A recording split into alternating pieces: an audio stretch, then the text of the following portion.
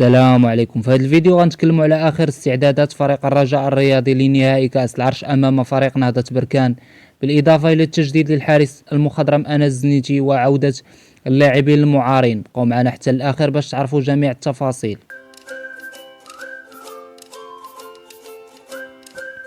أعلنت الجامعة الملكية المغربية لكرة القدم عبر بلاغ رسمي عن إجراء المباراة النهائية لنيل كأس العرش برسم الموسم الرياضي 2021-2022،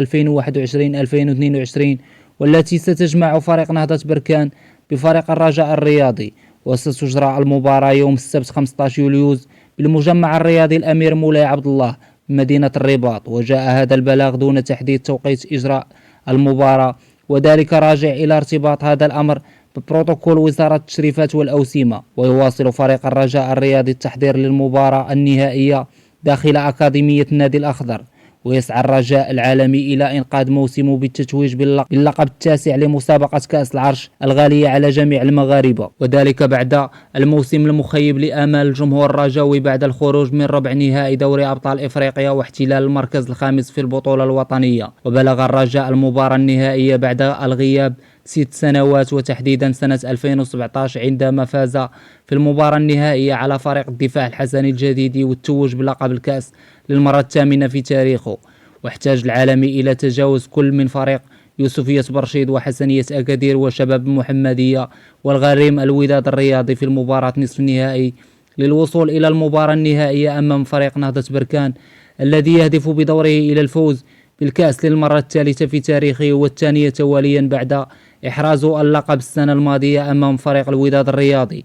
وبلغ النهضة المباراة النهائية بعد تخطي كل من فريق أولمبيك خريبكا وشباب هوارة والفتح الرباطي في نصف النهائي. ويرغب الفريقين في التتويج بلقب كأس العرش لضمان المشاركة في مسابقة كأس الاتحاد الإفريقي إلى جانب فريق الفتح الرباطي المحتل المركز الثالث في البطولة الوطنية والمؤهل مباشرة إلى المسابقة الإفريقية. وللإشارة فرح الرجاء الرياضي ونهضة بركان تلاقوا في مباراة واحدة في مسابقة كأس العرش سنة 1972 وانتهت بفوز الرجاء بنتيجة 6-1. وضمن مستجدات فريق الرجاء الرياضي، أعلنت كل المنابر الإعلامية الوطنية بشكل رسمي على تجديد النادي للحارس الدولي أنس الزنيتي بعقد يمتد إلى موسمين إضافيين بعد العرض المقدم من طرف الرئيس محمد بودريقة، والذي يتضمن التخلي على بعض مستحقات العالقة في ذمة النادي الأخضر وتخفيض الراتب الشهري، الشيء الذي وافق عليه أنس بالرغم من العروض المقدمة له من داخل المغرب وخارجه. بالنسبة لعموم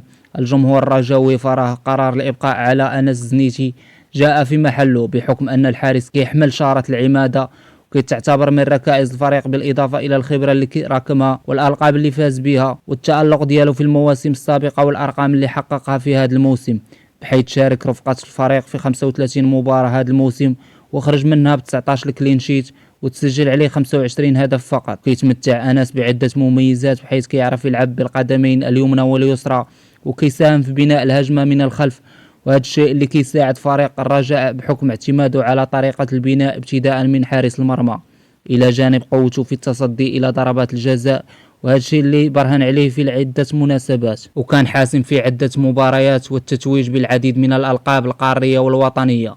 وبعد التجديد لأنس الزنيتي، يبحث مكتب فريق الرجاء عن حارس مرمى صغير في السن يمتلك مؤهلات كبيرة تؤهله إلى خلافة الزنيتي مستقبلا. ويسعى مكتب الفريق الأخضر إلى الاستفادة ماديا من بيع عقد الحارس غاية مرباح بعد العروض الكثيرة التي تلقاها النادي من أجل الظفر بصفقة الحارس الجزائري. وفي باقي أخبار فريق الرجاء الرياضي، عاد عدة لاعبين كانوا معارين للتدرب رفقة الفريق الأول، وأعلنت الصفحة الرسمية عن عودة المهاجم الغابوني أكسيل ماي للتدرب رفقة المجموعة بعد ما قضى نصف موسم كمعار لفريق أولمبيك آسفي. وترجو جماهير الرجاء توصل النادي بعرض مهم لبيع عقد اللاعب بحكم المستوى الضعيف اللي أبان عليه اللاعب منذ التحاقه بالرجاء وحتى إعارته لأولمبيك آسفي، بالإضافة إلى طريقة اللاعب ديالو اللي ما كتناسبش فريق الرجاء الرياضي، اللي كيبحث على رأس حربة كيجيد اللاعب بالقدمين والضربات الرأسية وكيسجل من أنصاف الفرص. كما عاد اللاعب زكريا البيب إلى التدرب مع الفريق بعد الإنجاز اللي حقه مع المنتخب الوطني لأقل من 23 سنة، واللي كيتمثل في حصد بطاقة التأهل إلى أولمبياد باريس والفوز بكأس الإفريقية. إخوان شكرا على المشاهدة، ما تنساوش تشتركوا في القناة وتفعلوا الجرس باش يوصلكم الجديد، وديروا جيم إلا عجبكم الفيديو. تهلاو.